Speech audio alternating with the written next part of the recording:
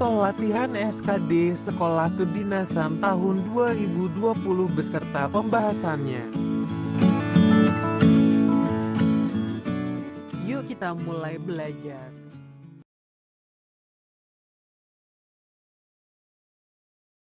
1. Berdasarkan wujud atau bentuknya penggolongan tata negara di Indonesia terdiri dari hukum tertulis dan hukum tidak tertulis.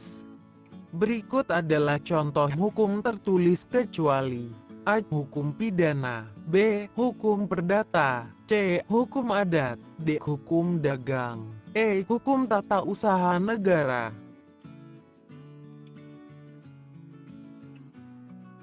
Jawabannya adalah C. Pembahasan. Hukum tertulis adalah hukum yang dicantumkan dalam bentuk peraturan perundang-undangan. Hukum tertulis ini dapat dibedakan menjadi dua macam, yaitu 1. Hukum tertulis yang dikodifikasikan menjadi hukum pidana, hukum perdata, hukum dagang, hukum tata usaha negara. Dan yang kedua, hukum tertulis yang tidak dikodifikasikan, yaitu undang-undang, peraturan pemerintah, keputusan presiden atau Kepres.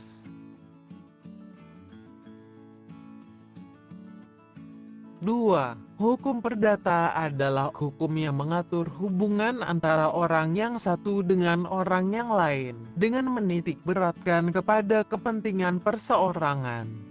Ciri-ciri hukum perdata adalah sebagai berikut, kecuali: A. Mengatur hubungan antara anggota masyarakat dengan negara yang mengatur tata tertib masyarakatnya. B. Mengatur hubungan antara orang yang satu dengan orang yang lain. C. Mengatur hukum keluarga, hukum harta kekayaan, dan hukum waris. D. Korban berlaku sebagai penggugat. E. Tersangka berlaku sebagai tergugat. Jawabannya adalah A. Pembahasan. Ciri-ciri hukum perdata sebagai berikut. 1. Mengatur hubungan antara orang yang satu dengan orang yang lain.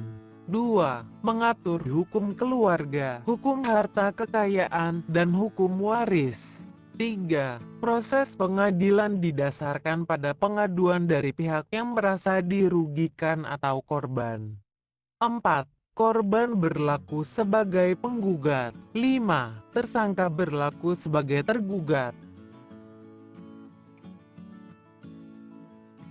3. Sumber hukum Indonesia dibagi menjadi dua, yaitu sumber hukum material dan sumber hukum formal.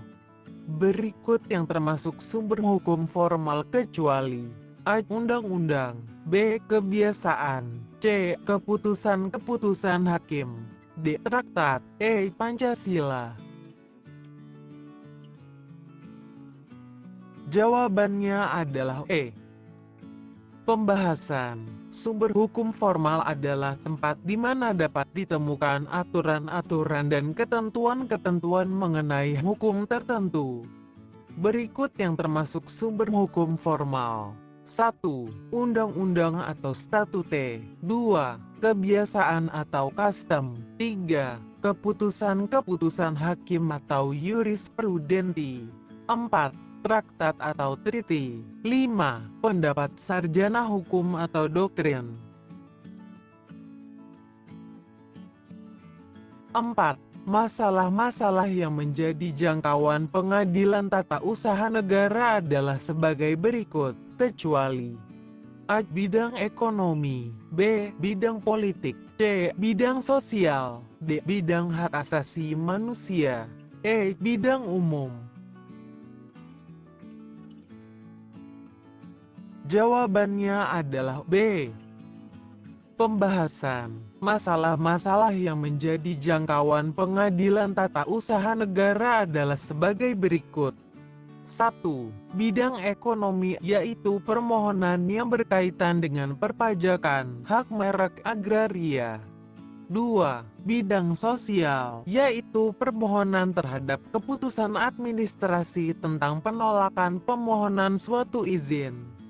3. Bidang hak asasi manusia, yaitu permohonan yang berkaitan dengan pencabutan hak milik seorang serta penangkapan dan penahanan yang tidak sesuai dengan prosedur hukum. 4. Bidang umum, yaitu permohonan yang berhubungan dengan status atau kedudukan seseorang seperti bidang kepegawaian dan lain-lain.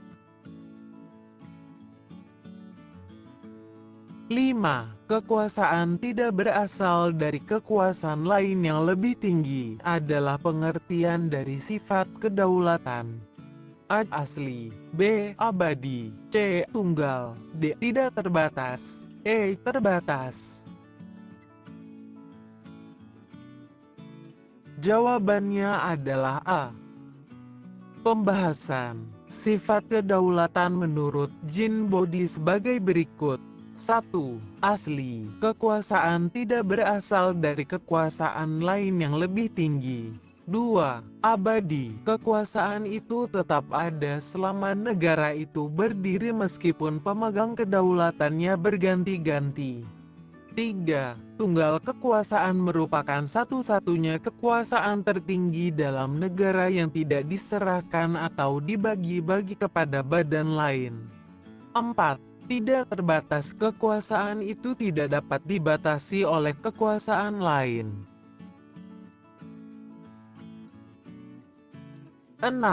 Sejalan dengan perubahan politik pemerintah kolonial, Wahidin Sudirohusodo yang sejak tahun 1901 menjadi redaktur majalah Retno Dumila, melalui majalahnya mempropagandakan pentingnya A. Kesehatan, B. Koperasi, C. Pendidikan, D. Politik, E. Militer.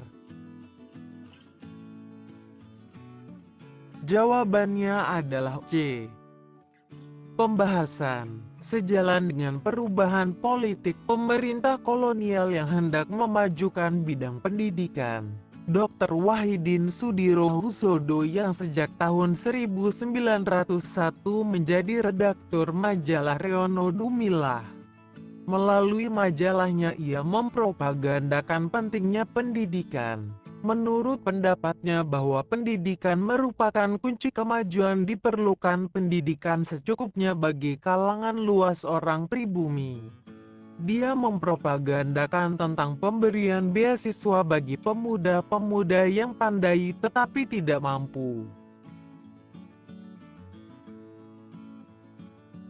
7. Pada tanggal 20 Mei tahun 1908 di STOVA atau School of Leading for Inlandse Artsen, oleh pelajar-pelajar di sana, didirikan organisasi bernama Budi Utomo dengan ketuanya adalah A. Wahidin Sudirohusodo, B. Sutomo, C. Suraji, D. Gunawan Mangunkusumo, E. Pangeran Aryonoto Dirojo. Jawabannya adalah B. Pembahasan sejak tahun 1906, Wahidin Sudirohusodo melakukan perjalanan berkeliling Pulau Jawa untuk mempropagandakan cita-citanya. Beliau yang didampingi Pangeran Aryonoto Dirojo, putra Paku Alam V, mula-mula mendekati para priai yang lebih tua dan lebih tinggi, khususnya bupati yang kaya dan berpengaruh. Pada akhir tahun 1907 dalam perjalanannya yang jauh, dia berhenti dan beristirahat di Jakarta. Ketika berada di Jakarta, dia diundang Sutomo dan Suraji ke Stovia atau School of Leading for Inlandse Artsen untuk mendengarkan gagasannya. Demikianlah pada tanggal 20 Mei tahun 1908 di Stovia oleh pelajar-pelajar di sana didirikan organisasi bernama Budi Utomo dan Sutomo ditunjuk sebagai ketua. 8. Ketua Indische Vereniging Nazir Datuk Pamuncak menegaskan politik, sebagai sendi perjuangan rakyat Indonesia. A. Etis, B. Divide et Impera, C. Solidaritas, D. Swadaya. E. Non-koperasi. Jawabannya adalah E. Pembahasan. Ketua Indische Vereniging Nazir Pamuncak menegaskan politik non-koperasi sebagai sendi perjuangan rakyat Indonesia. Kerjasama dengan si penjajah untuk mencapai cita-cita kemerdekaan Indonesia tidak lain dari menipu diri sendiri. Kerjasama hanya mungkin antara dua golongan yang sama hak kewajibannya dan kepentingannya. Apabila syarat ini tidak dipenuhi, maka kerja berarti mempermainkan yang lemah oleh yang kuat. Memperlakukan yang lemah sebagai alat untuk kepentingannya sendiri. Sebab itu Indische Vereniging menolak kerjasama dan tetap menuju tujuan sendiri.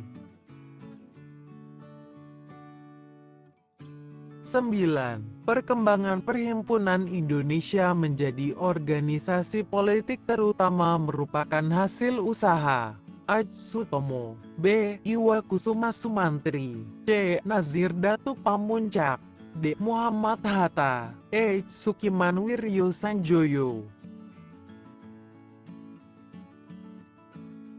Jawabannya adalah D. Pembahasan. Perkembangan Perhimpunan Indonesia menjadi organisasi politik terutama merupakan hasil usaha Muhammad Hatta. Kegiatan Perhimpunan Indonesia dibuatkan untuk mencapai 3 tujuan. Pertama, menyadarkan mahasiswa agar semakin percaya merasa dirinya sebagai orang Indonesia. Kedua, Perhimpunan Indonesia harus berusaha menghapuskan gambaran tentang Indonesia yang diciptakan oleh pemerintah Belanda. Ketiga, yang terpenting adalah mereka harus mengembangkan ideologi yang kuat dan bebas dan pembatasan Islam dan komunisme.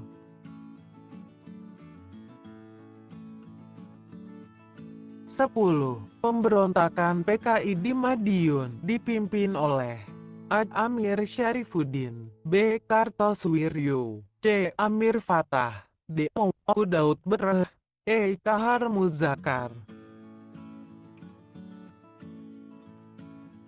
Jawabannya adalah A. Pembahasan. Pemberontakan PKI di Madiun dipimpin oleh Amir Syarifuddin dan Musso. Pemberontakan ini merupakan pengkhianatan terhadap bangsa Indonesia.